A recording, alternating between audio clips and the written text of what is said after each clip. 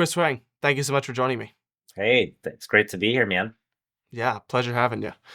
The current global belief around work is that you should kind of play the game to get out of the game. You work really hard, you make a pot of money, and then you either retire, ride off in the sunset, or become a farmer. You've kind of lived that life, lived that experience. What do you think are the implications of that mindset? Hmm.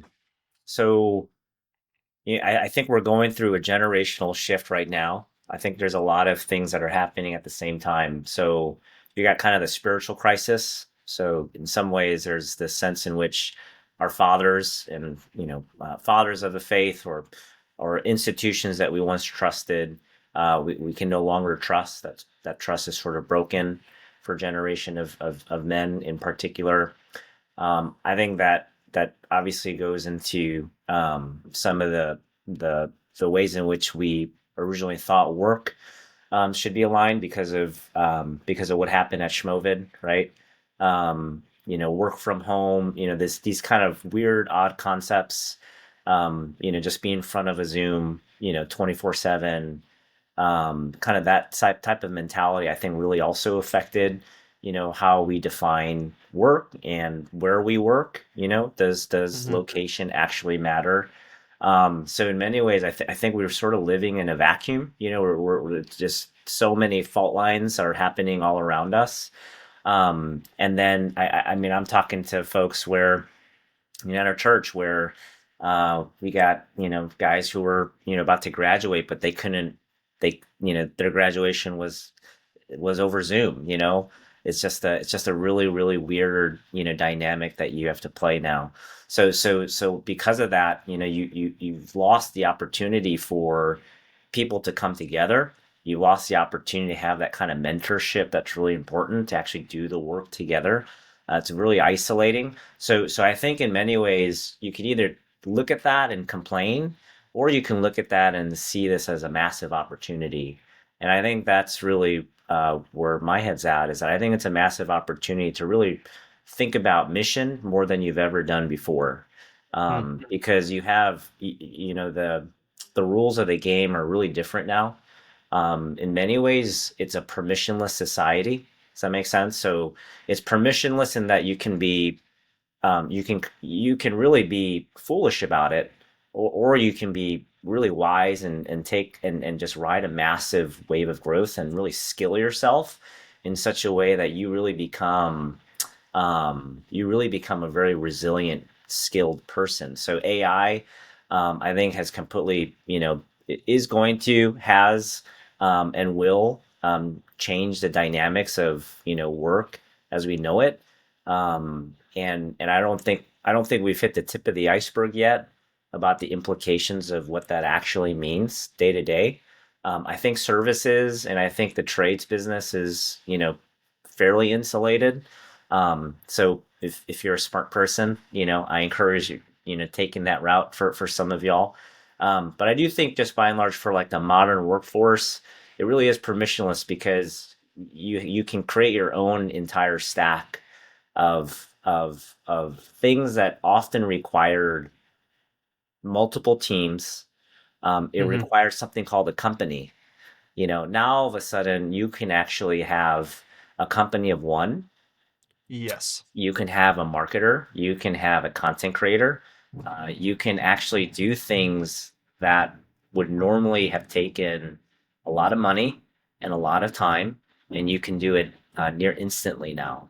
So the game has changed, and what I'm seeing is young. Okay, I'm seeing a dynamic where kind of the 22-year-olds. I'm seeing people who are hungrier than ever. I'm seeing people who are hungrier than ever because they've tasted what reality really, really tastes like. When you've got really, institutions that disappoint, you don't have a job lined up, you're kind of put in a corner. And sometimes that's a bad thing. I think we've sort of failed this generation, but other times for other people, that's when they shine. That's when true character is formed. That's when faith really is tasted and experienced. And through that grind, that's when real skills are developed. So I think everybody in many ways gets to be entrepreneurial again, if they want that. And I think Yeah. the young generation, guys like you, I think you guys are just pre-built to want it. And when you do that, you will be at a place where you're probably going to be hiring the people who want to work for you, because you've been able to retool yourself, reskill yourself, and it's because you've been put in a corner and you have no other choice. But because you live in a permissionless world where there's so much technology and tools and blessings around you, you guys are going to be the first to figure out how to actually harness this for good. So kind of went all over the place, but yeah, Yeah, and there's a my generation has kind of an interesting split because on one side we've got like my generation has a whole lot of people who think they're furries, and then on the other side we have the people who are like oddly aggressive and want to go get things done. yeah, And the shift there is pretty radical. But it's also interesting. You mentioned the kind of the solo entrepreneur movement that's kind of happening. yeah, I think my generation grew up online independently. yeah, And so we kind of understand a little bit more than previous generations did, totally. how the online space works, how to Yep. navigate it yourself, how to use it, how to monetize it, all of that. Um, I I don't know if long-term solopreneur is good for community, good for country, or even Yeah. good for the person though. Yeah. Yeah. It's a fair point. I don't think so either. I don't think we're meant to live in kind of that sort of solo world for long. I do think that there is certain types of kind of generational moments where that type of opportunity exists for the taking for people who want it. So, for instance, for me, I found a good sweet spot for now where I've been able to um, align myself towards a mission that I believe is from the Lord and is worth fulfilling. And I've been able to integrate my work, my vocational side, how I generate income into that mission in a very, very clear and fulfilling way. And so I think the way that we should look at our careers or our vocation is in many ways it's malleable, right? And I think God has created us to be like that. I think the modern world and the modern workforce tells us that you have to hyper specialize. You can only be smart about this. I think God has created men to have frame. God has created women to have a certain level of range. And I think I'm not saying, be a what is it, jack of all trades, right? Master of Right. none. Yeah. But I do think in many ways, like we've kind of bought the lie that as long as I just know how to do this part of this thing really, really well, I can get options or equity in a big tech company and I can just ride that wave. I think that's kind of gone. And to be quite frank, I think that just sucks the life out of anyone anyway.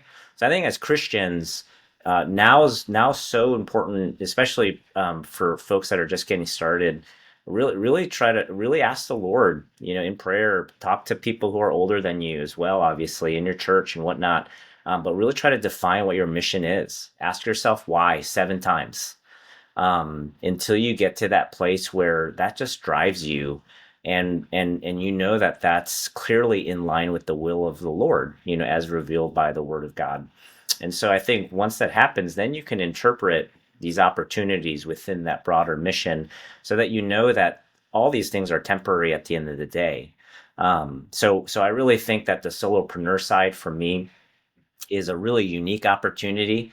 And it's a unique moment that I think I've been uniquely created to take advantage of. And I think other people will be uniquely advantaged to be able to build a team of 3 people and create a 30, $50 million business with the number of fingers that I've got on a hand. And that's happening too right now.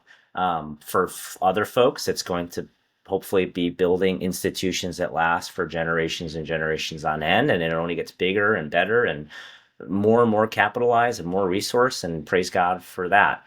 But I do think at the end of the day though, I think this generation, and I think this moment, this cultural moment that we find ourselves in as the people of God, I think it really requires that entrepreneurial mindset. You know, Hmm. It really does. And I think that's probably going to be the theme across any vocational track that you end up taking. Um, be it solo, be it building a really, really big company. So I think that's one thing. I think the other thing too is there's only so much that you can learn when you're by yourself doing the work, Yep. right? There's something about skill acquisition that sometimes we forget the soft side, the qualitative side, but we're mind, body, spirit, right? So we want to become a total man before the Lord, and so we need to learn how to work with people, right? And Hmm. if we want to build companies that scale, or if we want to build institutions that can go on well beyond our lives here on earth, that requires you to really understand how to work with leaders, how to work with leaders of leaders. That requires you to understand the game of politics. How do you communicate with a board that is not on the same page with you? How do you win over investors? How do you talk with strategic partners? How do you talk to the front line? And how do you manage and how do you lead? And those two things are very, very different. So I think there's a lot that you miss out on if you don't get a chance to build or experience um, uh, uh, building something with other people and trying to maximize that journey as much as you can and try to bring on as many people into that story as you possibly can. So I think that's really important, and I hope people understand that there's only, I think, a percentage of people that will be able to kind of ride this solo wave. My hope is that there's another strong percentage of people that know how to build teams, they know how to build companies, they know how to build institutions, because that's absolutely essential in terms of really having a broad, diverse kind of kingdom ecosystem of this kind of entrepreneurial theme that I'm trying to hit on. Yeah, it does seem that this is kind of a thing that cannot last for forever. And it is I think it's almost I don't know that I go this far, but it's almost fundamentally selfish. Yeah. Um, in a way, it more self-centered maybe is the better term Yeah, than selfish. definitely temptation. But it's much more self-centered. But there is a reaction to something that went wrong in corporate America, because there is like a beauty of working a corporate job. You know, being part of a team, building something big that you couldn't build by yourself. There's that old saying: if you want to go far, go together. If you want to go fast, go alone. Right? But there is it is a reaction for something that went wrong with corporate That's right. America. That's What right. would you say is the thing that went wrong with corporate America? Yeah, I think it's a good question. So, it's not that I don't know if it's corporate America that went wrong. I think it was just the people um, who uh, who didn't have enough judgment and maturity to understand the game that they were about to enter into, right? And I think it's just people like myself. It's like we only know what we know. We don't know Hmm. what we don't know.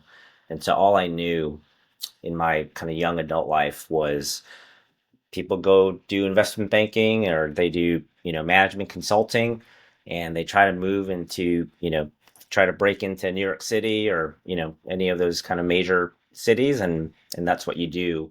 And so I think in many ways it was just my own um, lack of understanding of the possibilities of like the different ways in which I could experience those things. But at the same time, the Lord is sovereign.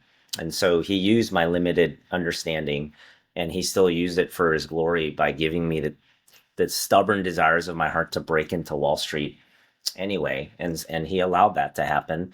And it was a wonderful thing because I learned so much through that process. So I think there are still benefits of corporate America if that's your heart and that's your desire. And I think a big if and I think the number one thing that I'll just hit on is it still starts with the mission. God has made us men for mission, and I think it's really important to understand that you're playing the long game. It keeps you steady. So, for instance, my mission was, I remember it's probably like 2 or 3 in the morning and still have to go back into the office. And a good friend of mine, he is a fellow Christian brother, really close friends with him. He was in corporate law, I was in investment banking, and we would meet at these like fancy hotels in New York City because we were all dressed up, and so we got to just go in and hang out at these fancy places and pretty much just like complain, you know. And it got to the place where we're so fed up at that night, we're like, we got to do something about this. You know, it's just not sustainable. And so we committed to writing on one piece of paper, like we would then share it with one another, like what is the point of all this? Like, why are we Hmm. even here? And so in that moment of being fed up, that's what I did. And then, I mean, I think I finished it in like 20 minutes, but it was just this moment of like great clarity of like what my life was really all about. And so number one, it was that my life was to be lived before the presence of God in honor of him. Like as the Proverbs say, we the beginning of wisdom, the beginning of life, right, is really to fear the Lord. And that just writing that out, just putting that thought that was kind of permeating in general, but like making that concrete and like literally putting it on a piece of paper and looking at it, just kind of, I would say, just transformed me. You know, it was just that moment of like deep clarity. And there was like three or four other kind of clear purpose kind of statements. And from that point forward, he quit his job like a few weeks later, and he's a professor of law now, so that was kind of his call. I was still lingering for about year and a half or so. I eventually stayed in New York City for about 12, 13 more years, but eventually in the startup kind of ecosystem, which is where I operate now. Hmm. But long story short, for me, without having that mission, without knowing that ultimately, like God is observing this, that God is here, that the Lord is the one directing my paths, and that He's actually sovereignly using this career, you could say, or corporate America or Wall Street for His glory. Somehow this fits into gospel and dominion and kingdom. And I actually get to play an integral role for a moment like this. It just steadies you and it allows you to play the long game. So I think that's really important when you enter into corporate America is to have that kind of crystal clear so you have a baseline to compare opportunities against, right? Because if you do well, you can get promoted, but then 12 years later, you're barely at home and you have, golden handcuffs.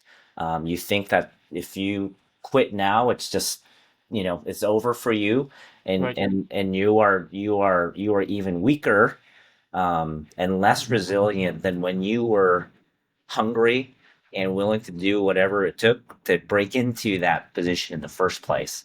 And that's the one reason why I just harp on that. It's just put pen to paper, ask the Lord, what is it that is the mission that He's giving you with your limited experience, limited capacity to understand the future. I would like to think I would like to think the Lord will give you that, and that's going to steady you and determine what kind of decisions you make in corporate America. Last comment I'd make there is, I think the other benefit of corporate America is you get to learn from Egypt. I think that's really important because we're in a place where like it's permissionless. So I think I don't know if we're ever going to hit on AI, but AI like really allows you to do things that you don't need gatekeepers for, Right. right? And that there's one kind of thread there that's really important for younger folks to be aware of. Like it's permissionless. There's no gatekeepers anymore. Like you don't need anyone's permission. It's really on you to steward the opportunity at hand if you have a product idea or whatnot. But kind of with corporate America, Egypt, and this concept, I do think we live in sort of this weird generation where we've given everything up. The church, Christians have kind of given these important institutions up to people who hate Christ. And as a result, like they fear working for big tech, right? Because they're forced to put in their pronouns, right? Whatever the nonsense is of the day, right? So praise God, Trump's here, and we get Hmm. 4 years of mercy. But I think I would kind of press into that and say, well, yeah, don't be dumb, yeah, don't be foolish. If you're going there just to make a ton of money, then yeah, maybe you got to check your motives. But if there's something that drives you and you can't explain it, right? And even like your parents are like, man, like I don't know what, because that's what happened with me in Wall Street. I think I was the only person that thought I could break into it with I think I had like a three barely a 3.0 GPA in communication studies, right? I asked football players to tutor me. That was like the joke.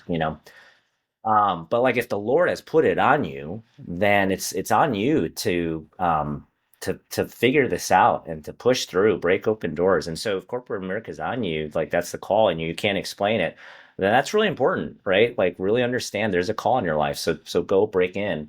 Now I think part of that important thing to learn is that we do live in kind of a dry and weary land where because we've given everything away and Egypt kind of runs everything, people are afraid now. And so what they're going to do is they're going to send their sons, they're going to send their daughters. There's no negotiations allowed, and they have to build HVACs and they have to fix your toilet, Hmm.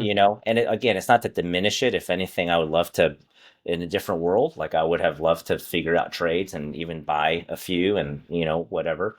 But I think you also don't want to react, you don't want to be reactionary either, because at some point we got to rule. At some point somebody's got to come up with the next printing press. Somebody, who created the hospital system, who created the Ivy Leagues, right? Who created science? These are Christians, right? They were compelled by the glory of God in all things, right? The rule and lordship of Christ, right? So at some point, like you gotta engage with Egypt. And I think if you're young and you have a certain level of maturity in you, I would say go for it. Take that risk, go for it. Try it out. Go to Google. I guarantee you, the Lord will direct your path, and as He does with other people, you will find that there's a lot more steady Christians in that world than you originally thought. Try Wall Street. Like try it out. Yeah, if that's what go. If you get to serve in DC, serve in DC. If you have that opportunity, I would lean into it more, especially if there's just a sense, if there's a call, and again, I think a lot of people are right now in this place where they want to run away from that. Mm. Don't run away from that. Press in and be wise. But eventually, you just got to go and try it out.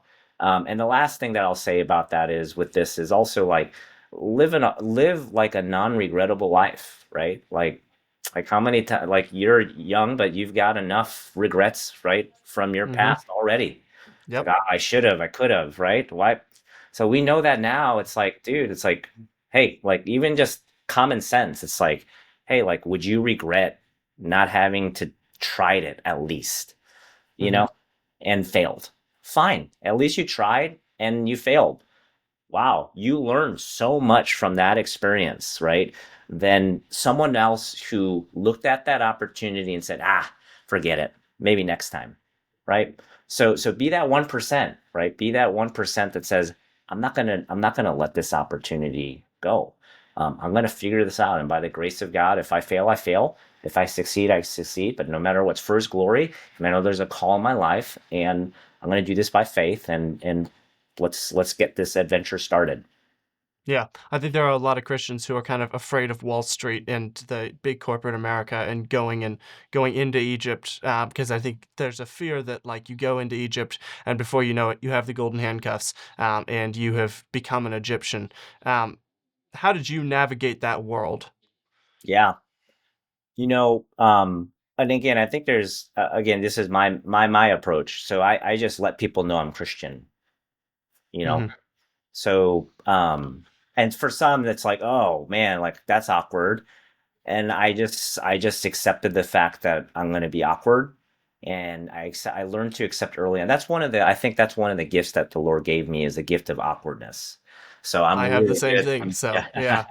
Really great at being awkward. So I think for me, it was a pretty simple solution. Was that I'm never going to be in the cool club, never going to get accepted. I'm never going to be Yep. in. And so I can articulate that now, but I don't think I had maybe the words to articulate that. But that was always my mentality was the Lord got me in this. the Lord blessed me with this opportunity. It's like I'm not going to deny that any there's as if somehow Chris Hwang somehow figured this out on his own. All this was so sovereignly orchestrated. It's utterly impossible for Chris Hwang to have had any inkling of credit here. And so that was, I think that's really important. So you don't feel like, you're sort of, the temptation will always be there, I think, as humans, but I think the temptation lessens. And I think if you can practice it now when you're a nobody, I think that's really important. And then if you can practice it when you kind of slowly become a somebody, I think that's important. I think it's sort of a muscle that you got to keep on working out at each stage of your career and succession. So when you get that first promotion, you get that first bonus, that kind of brings you into this next club, this next class, or whatever. Then what is that kind of smelling salt, right? So I think everybody needs a Right. smelling salt. And for some, it might be the fact that you are involved in a very committed, solid church. We started a CRC mission church in Columbia, Tennessee last November. Just a shameless plug. We're trying to steal some ministers from the CRC in Moscow. Another Good for you. shameless plug. But I think that's the main key is like you need sobriety. Like you need to be sober minded about it. Like when your peers are going out clubbing or whatever, I don't know if I've dated myself clubbing. But like, you know what I'm saying? It's like there's something else that's like that transcends, Hmm. where it's like there's a maturity, there's a sobriety, there's a sober mindedness. You know that this time is limited and you're going to make the most of it. So there's sort of a wisdom that's just been granted to you. And again, it starts with mission, but I think it's also like vocalizing to people, right? Like what that mission is. And ultimately for me, I found just being a card carrying Christian definitely helped me along the way, because there were definitely opportunities that I would have taken in investment banking if I weren't a Christian that would have elevated my profile, and I ultimately had to say no to those just out of conscience and just my own Christian ethics, in Wall Street, in terms of certain types of deals and opportunities. So Can you give some examples of those kinds of moments? yeah. So, for instance, some are pretty obvious. So I had the opportunity to work on a massive Playboy deal. So Playboy is raising tons of capital. They're trying to completely kind of transform their business. So that was an obvious no.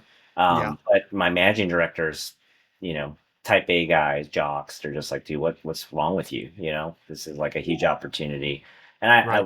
we obviously laugh about it now, but again, that was one of those opportunities where, you know, bonuses, right, promotions, all that stuff, was there.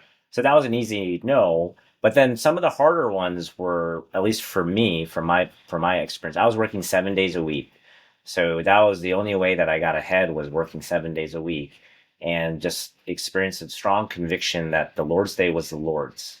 And Hmm. so I told them, you can't have my Sundays. That's to the Lord. Now I did try to make it as easy as possible in that instance, where I said, you can't have me from X time to X time, because that's worship. And so they didn't like that either. And then the other one was, we started a ministry for at-risk teen, uh, just pretty much, guys who did not have dads, lived in, what you call like the projects, pretty Right. pretty hairy places. And so we started playing basketball, and just grab pizza afterwards, and we just share Christ. We just, just be, that was just on my heart. I wanted to do that. So we did that every Saturday. That grew to about like 50 folks. And it was a blast. I'm not good at basketball, but I have dreams of being good. And so it was a fun way to express that. But ultimately, it was just a wonderful thing. They ended up being part of our wedding, when we got married in New Mm. York too, my wife and I, Renee. So just a wonderful thing. One of the guys actually just graduated. He became a lawyer, and so Oh, he's wow. he's now practicing law in That's in the awesome. city, which is really really sweet. Yeah. So anyway, I wanted to be a part of that kind of story. The Lord gave me that, and it was just a heart for me to do that. And they thought I was crazy. I told them, hey, on Saturdays from like 10 a.m. to like 1 p.m. It's like I'm going to be doing this. And I remember like so I was ranked at the top of my class. So the Lord blessed me with, the ethic and the work ethic and trying to learn, part of it was like I just knew I didn't have finance, no look at finance in me. And so I just knew I had to put in the work, and they rewarded me for that. So it's kind of 2 years in a row for that, and then they pull me aside and they're like, "What's going on, man?" It's like you're living in a fantasy world, like what you're doing. That's called fantasy life. And then to make matters worse, I started dating Renee. Been married to for 12 years now, and my now wife, obviously. And Hmm. and I said, "Hey, you can't. By the way, just to make things worse, you can't have me on like Thursday because every Thursday, I'm taking her out for a dinner and we're getting to know each other. And hey, it's a pretty serious relationship, and I want to focus on that. Just because you hear countless stories of things that are delayed relationally, just because work Right. gets the best of you, prioritize work. So for me, I just came out. I was like, I don't want that. And by the way, Yeah. these were all five of the purpose statements in my one pager. Hmm. So I wanted to live my life before God, fear Him, love Him, pursue Him.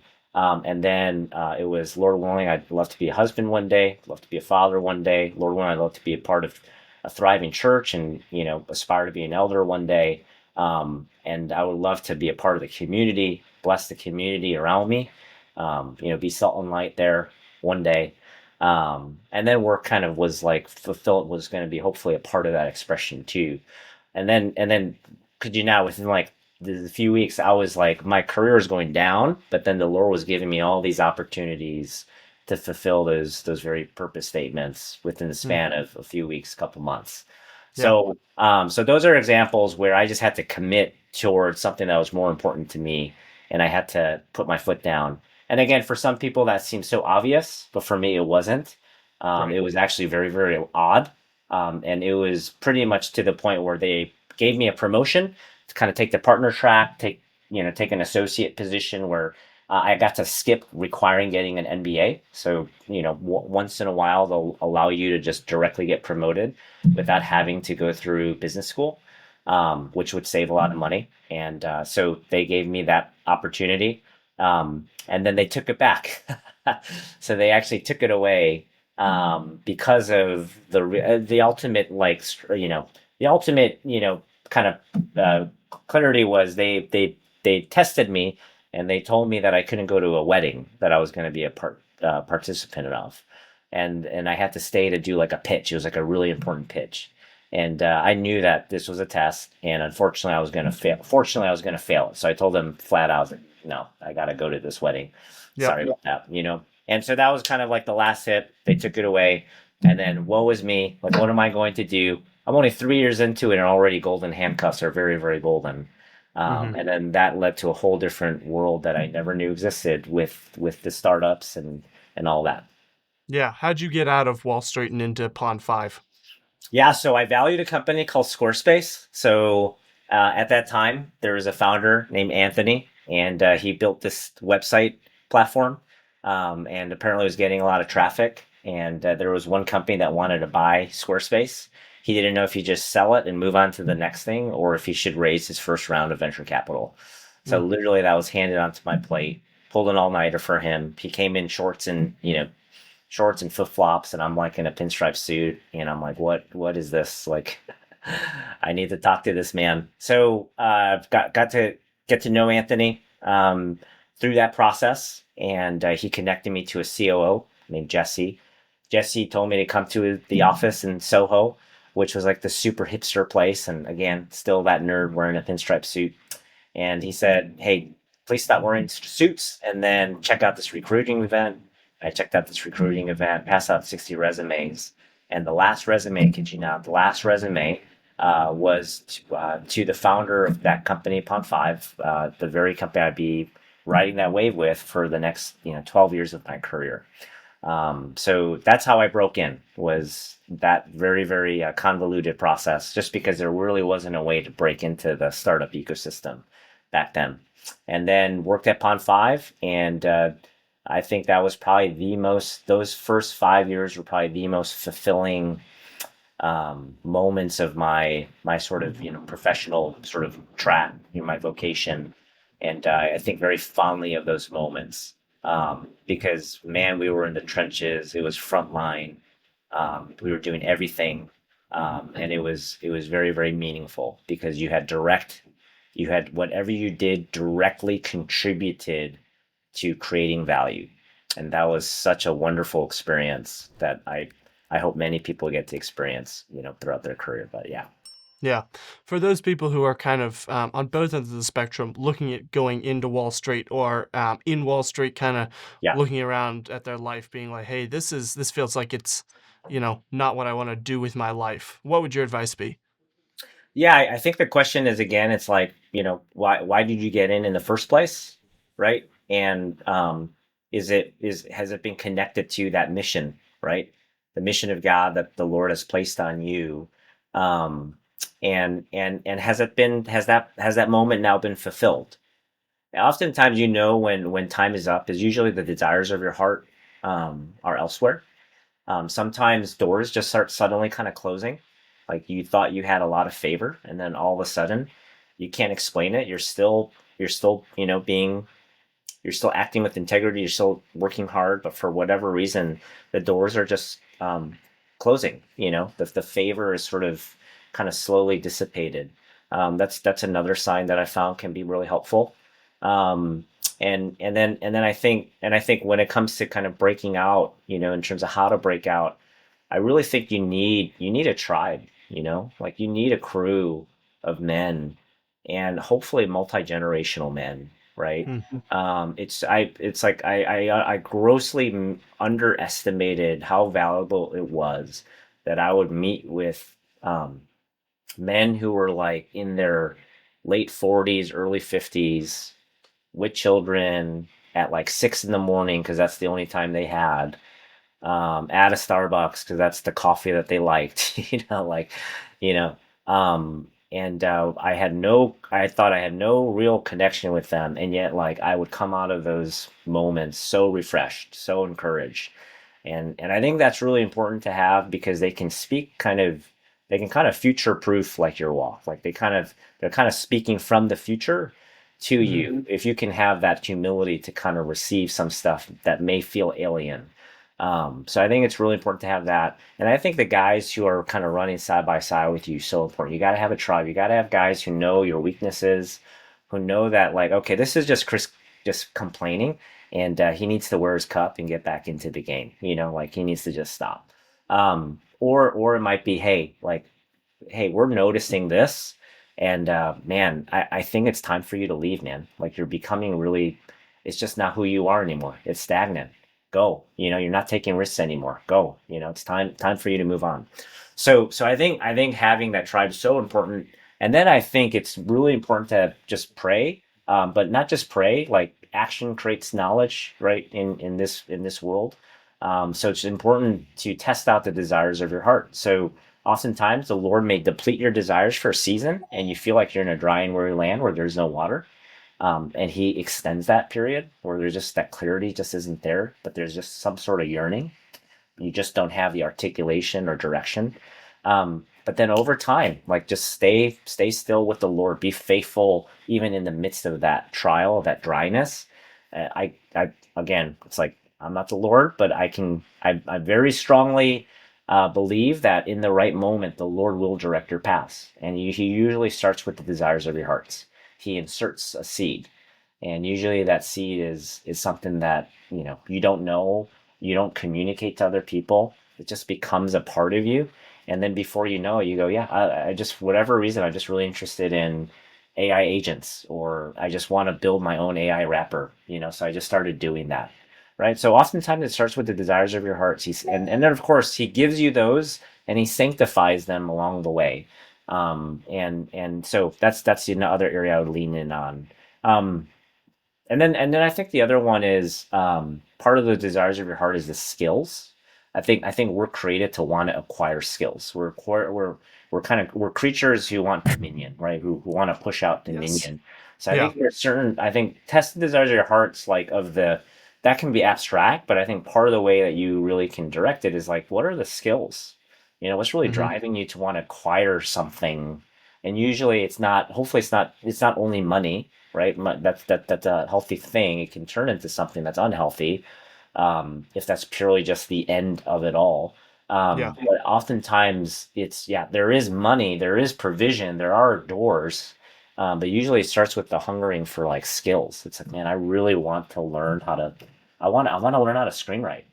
I don't, I've just been a good natural writer. People have told me that all throughout my stages, and I just feel like now's the time for whatever reason. I think I've got some capital lined up. Substack, it seems like I've been testing it out, and I've been getting some traction. And does that make Yeah. sense? So I think Right. skills is a really tangible way for you to test out whether or not these desires are from the Lord, and then it drives you towards action, right? So do that side project. Convince your dad who owns a big company, to test out your video chops, right? But I think just you got to get out there. That's the whole point. Action drives knowledge. Like action is what God is on the other side of action. God is there, but He's also on the other side of faith, right? And Right. faith drives action. It comes out of your fingertips.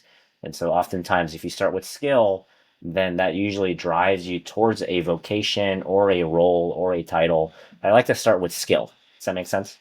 Yeah, no, I absolutely agree. I think this is, you mentioned a little bit earlier, having a little bit of range in your own career, in That's your right. own life, having the skills that are multifaceted. There's a great book called Range, actually, by David Oh, yes. Epstein. Oh, nice. Okay. Yeah, yeah. But I really love that idea, and I do think it's impossible to be a single faceted human being. So Right. Yeah.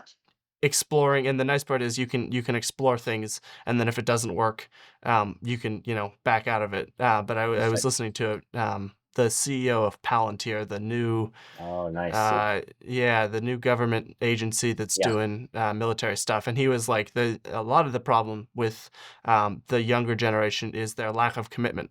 So they'll have Mhm. an idea, but they want to have like 15 different ideas, That's and right. Yeah. then they kind of want to see what works, and then maybe they'll just narrow it down to five. And he's like, you got to like choose one thing and then go full bore all the way. How do Yep. you choose the one thing? Not Hmm. only in your like advisor roles, but also when you were working at those companies. Yeah, it's a good question. Um, I think a lot of trial and error. I think fortunately for me, whatever, like I'm good at activating. I'm just good at like, hey, I want to know this, so I'm just gonna do it. So I'm Yeah, really good there. Um, but I think in many ways where I'm at now, and it is an accumulation of what I've been doing for the past 15 years, right? So I think the skills that I've acquired, the experiences that I've acquired, the network that I've acquired, the perspective that I've acquired is actually what allows me to do the unique work that I'm doing now. So I think it's important for people to know that like there's like God is creating a glorious, masterpiece, right? And a wonderful story, and it's multifaceted, like you said, it's multidimensional. So for you, it's like whatever you're doing now may be a really important thing that is even more important later down the road, and you just don't realize why. hmm So I think there's an important element of like knowing the story, like knowing how God writes stories and He takes time. So for me, it's like I'm only kind of getting this understanding now, like oh yeah, like working on Wall Street, like knowing how to do that specific thing. 15 years later, I'm like oh wow, like that was so important for me to learn that moment, right?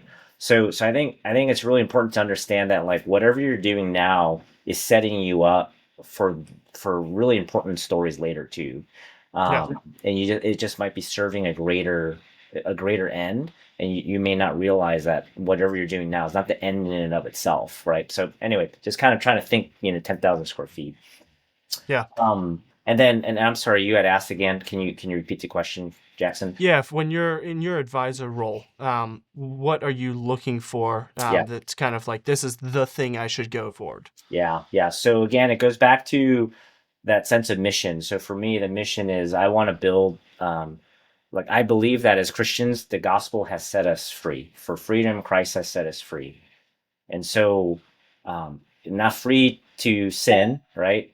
But free to now give all of our lives to the will of God. And the will of God is for His kingdom to manifest in every nook and cranny. of our lives and of our society and the nations, etc. And so, if I'm free, then I want to build a career that allows me to experience that freedom. Again, freedom to give, freedom to lay down my life, freedom to sacrifice cheerfully. So that's part of sort of the mission that I'm a part of. And so if I want to do that, then it's important to build something that's resilient. And um, um, it's not so one option is to build a product or a company that's resilient, and kind of put myself under that mission.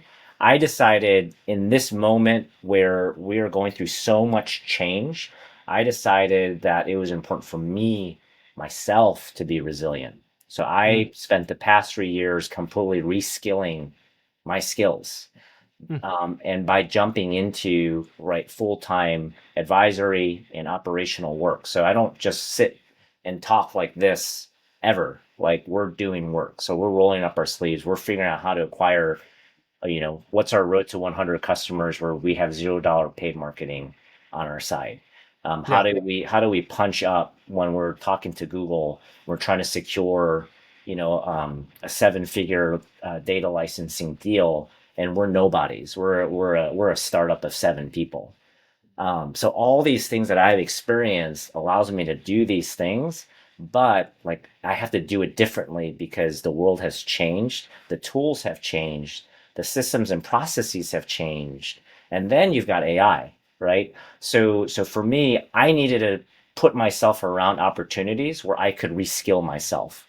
So that's why I jumped in and building a portfolio of early stage to scale up. So like 0 to 1, 1 to 10, 10 to 100. That's usually how you think about order of magnitude in the startup ecosystem. So 0 to 1 is early stage, 1 to 10 is sort of a scale up, 10 to 100, and we're talking about like millions of dollars, right? Is usually Hmm. growth. I was in kind of the upper tranches in my career. I wanted to go all the way from in the beginning. I wanted to know from the bottom up, can I help somebody? Because I knew that if I could do that from scratch, then I know that I'm going to be resilient. I'm going to know, when everything hits the fan and I have to be a company of one. Like I know exactly what I can do. I know exactly how to create value. I know exactly the process I need to take and the tools that I need to have and the processes I need to have and the messaging and the pricing, thinking about all that stuff, acquiring customers, all that stuff for me was really important. So all that to say is like that's why LinkedIn, you'll see me very, very active on LinkedIn. 100% of my deal flow comes from LinkedIn now, right? Mm. But that took years to figure out. And I'm still trying to figure it out. But the good news is you end up finding other people who are ahead of you that have already figured that part out. But you got to throw yourself into that world. And so for me, that was the theme. I want to be resilient and I want to make sure, and to the point where resilience to us was finding land and being able to make gardens and working with our local producer community and building, food clubs.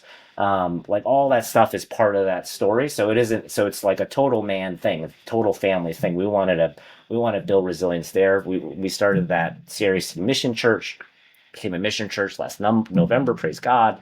So we knew that we needed something like that to be planted in Colombia. Because we really believe that Colombia, in our generation, in our time, Lord willing, will bow its knee to Christ, and that will be a wonderful thing before we take on New York City or Seattle. And we love what Moscow has built and the generational fruit that you're a part of, Jackson. And our hope is that we can have our own version of that, by the grace of God, here in Mendel, Tennessee. So for me, resiliency was really important. Now in the next phase, now that there's some dust settling, now I have options to say, well, what's the next stage here? Like, do I scale this, or should I think about jumping into the product world and actually building a product that would eventually turn into a company that could then eventually bless the people in this specific location. That's kind of a heart thing that's always been there. I just don't know if it's the right timing yet. But I Mm. will tell you that in parallel, that desires has always kind of permeated. So it's definitely kind of in the view. It just may not be immediate just yet. There's still a lot of work to be done with where I'm at now. So I don't Yeah. know if that helps. Yeah, that is helpful, and the resiliency and the high agency is a term I heard recently. The Mm, ability to get yourself out of any situation.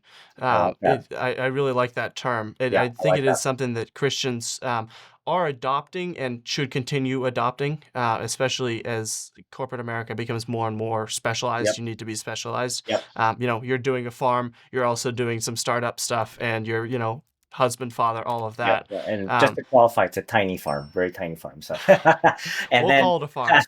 and then It to actually qualifies. answer your question about the startup, like who do I look for? So for me, it's all AI right now. So AI, I think for me, it's just like I got to learn this space. It's just too Hmm. important not to learn what's going on there. So the AI agentic space, voice AI, AI for RevOps, AI for this. For me, I'm just throwing myself in trying to work with founders like that. I think the other one is like founder market fit is important. So like, do I believe in the founders? So I have the ability to now kind of have options to say no, but I just say, hey, are you a good fit for the market that you're trying to disrupt or trying to create value for?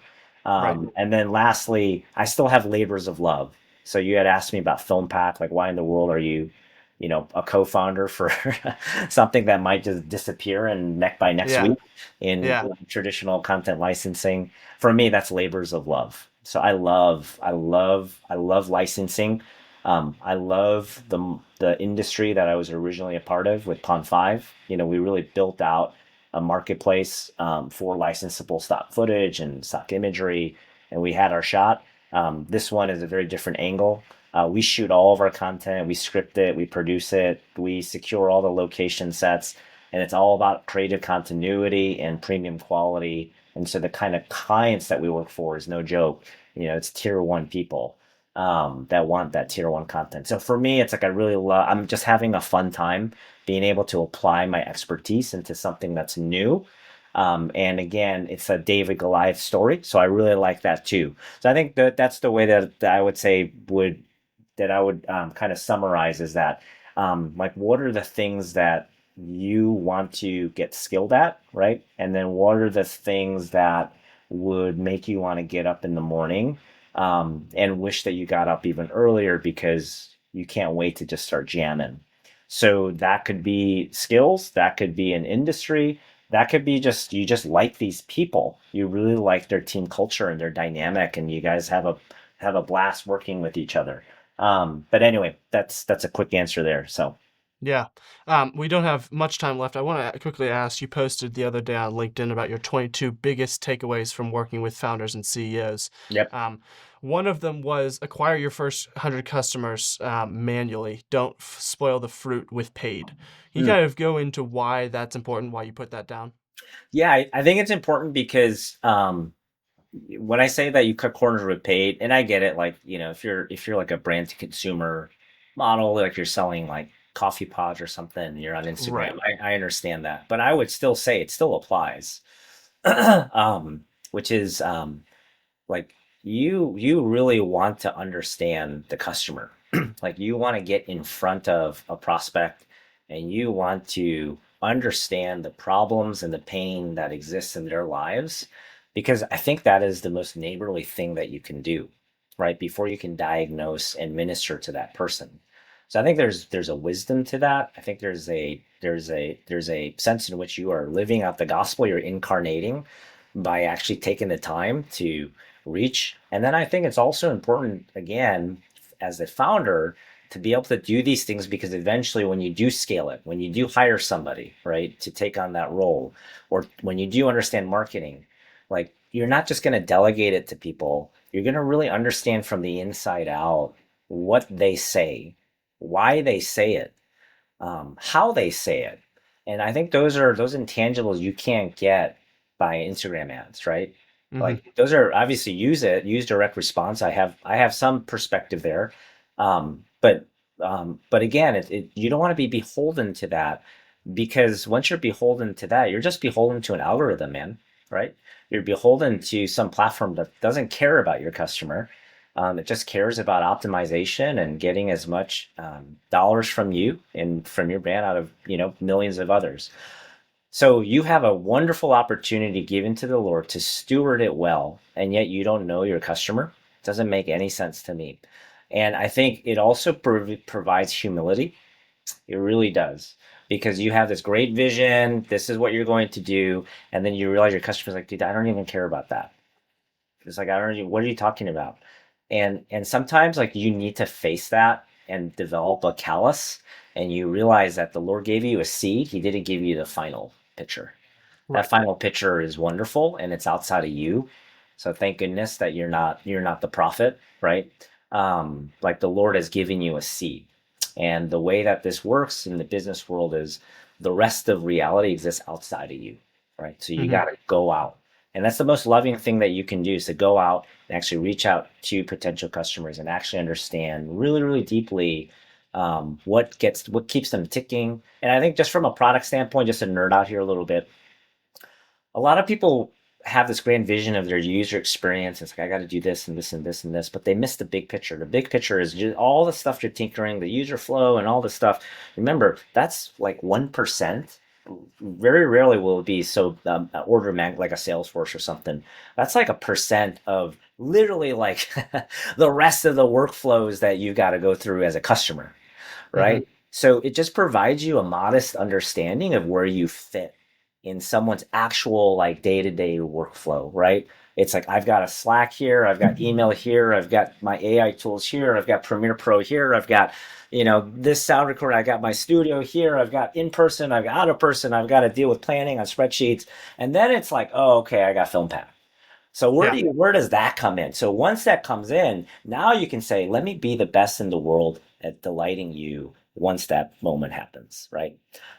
Now that's a very different perspective, and you can't get that with paid ads. You'll never get that.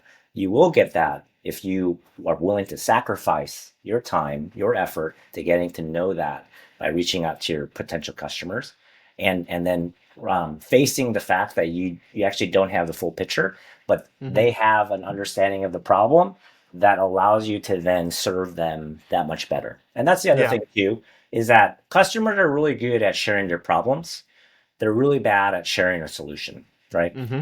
Let them articulate pain, let them articulate problem, let them articulate workflow and all that stuff. But then your job is to now serve them. And that's what makes your unique experiences, skills, and whatnot so unique because you get to interpret all of that and now provide your stab in the marketplace of ideas and service, hopefully in a way that outdoes everybody else, right? So, yep, Yeah. Yeah, no, I love that, and exploring the pain, finding the pain for the customer, and then trying to solve that pain. That's kind of that's part of the fun of life, is yep, fixing yep. problems for other And people. and when you do that, and I forgot, is if you do 100, that means you're onto something good. Yeah, It's often yeah, what I found, 100, 1,000, right, whatever it is. But if you can do that 100, like chances are you found something that's worth industrializing. You absolutely. found that 10% product feature that actually everybody, regardless of the demo or the role or whatever, they want that, right? So it helps you develop a pattern recognition that gets you to a product market fit. So that's really important too. Yeah. One last Yeah. quote from yours: your greatest enemy is yourself. It's not the board. It's not who or who isn't on your team. It's yourself." Yeah. That's good, man. Um, yeah, I wrote it. Hopefully, it was good. So I think it's really important to scale yourself, right? I think people forget, and this is basic. A lot of people may think it's basic. I don't think it's basic. I think we forget it as humans all the time. Like we focus on all the other things we got to scale, but we forget that we're the number one deterrent, right? In terms of that world existing in a harmonious way.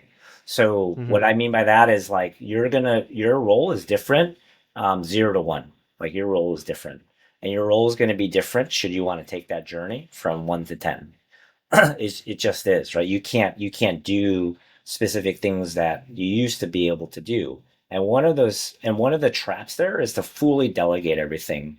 So like 1 to 10 is really, really important. It's a make or break, in my opinion, because the temptation in these days is just to be a manager, right? Just to Right. delegate everything, and do that one thing. Usually, that one thing is you're just talking a lot, right? That's it. And I think that's a travesty because no, you still need to be in the trenches. You just got to have to figure out the tools, the systems, the processes, right, for you to be able to do that at the scale that you're at now. That's what. So the principle of being close to the customer, the principle of being a good, faithful neighbor and stewarding and outdoing generosity 10 times, where Yeah. where you're delighting customers like that principle still needs to always be there. It's just that the tools, the systems, the process by which you take it will naturally have to differ as the company becomes more complex, right? Yeah. So I think oftentimes people forget that, and then as a result, yeah, they buy into the modern managerial mindset, and they literally provide no value, right? Yeah. There's literally no more value. The only reason why Bezos is where he's at, the only reason why Steve Jobs was where he was at, was that they were literally compulsively obsessive of the customer 100 times more than the guy who was probably getting paid more than Bezos, because he was some bigwig or whatever. Like that's their cutting edge. And that's the funny thing is that for whatever reason, on average, the average CEO who wants to scale from 1 to 10, 10 to 100, the average CEO by default loses that one right from the start. And that's a Hmm. that's a danger zone. So Yeah. Yeah. How do you focus on self improvement without also becoming overly self centered? yeah, it's a good question. Get married, have kids, Probably helpful. child Yeah. access, baptize them, right? Yeah. Right. Yeah, obviously that's important, right? It's like that's a great way for you to understand, you know, basic rules of self-centeredness never works. Yeah. I think the other one in terms of self-development is I think know your frame, right? Like if you tend towards like self-improvement for the sake of it and there's really no like benefit to people around you, then you got to ask yourself, why are you doing it in the first place? But I would say start with, in my opinion, like I would start with character, right? So start with the ones that you don't want to start with. Hmm. Everybody wants to read that one book about like breaking in, creating $100 million business, and this is what we did, and all the war stories. You're like, yeah, this is awesome, or like growth tactics and all that, and those are all important. But I would say start with the one that you don't want anyone to poke you about, Yeah. right? Like why? Yeah, why do you go? Why are you late to all your meetings? Why do you cut people off like that? you know does that make sense? So like Yeah. that really is where now you're hitting onto something good, which initially which you do not think is good whatsoever. That's the one that you want to hit, and oftentimes that's a character issue. So get character right and deal with that giant, deal with that tendency, because I guarantee you that tendency is now exponentially more impacting, because your company is now at a certain scale, right? Yeah. So deal with character first, and then from there it's like, yeah, there's some basic stuff of like, hey, how did you performance reviews, or how does our interview process work, or how do we document mission and vision and values? What's the difference between mission and vision? All that stuff. You can learn later, but yeah, start with character.